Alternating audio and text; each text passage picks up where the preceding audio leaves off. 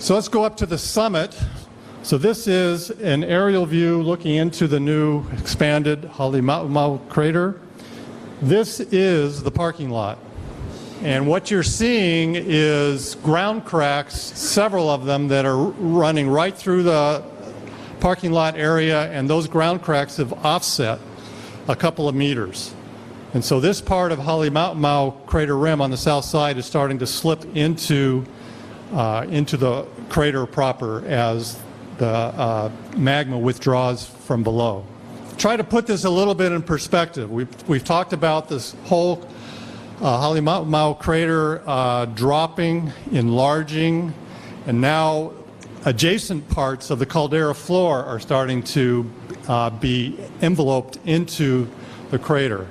So we're creating more volume. The crater is getting larger. So how does this compare to some of the earlier known events at Kilauea in the past, say, couple of hundred years? So 1924, Halemaumau enlarged. We're on about the same scale of that in terms of volume now.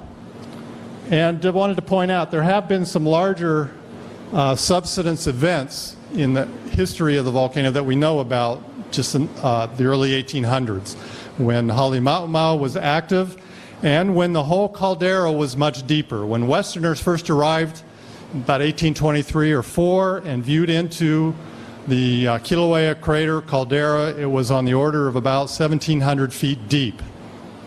Right now, it's only about 500 feet deep. So change is the name of the game at the summit of the volcano, and we just happen to be witnessing and experiencing that at this time. We're tracking this the best we can, and we're trying to keep our website updated with information about the relative scale of the subsidence and slumping at the crater. Thank you for your patience.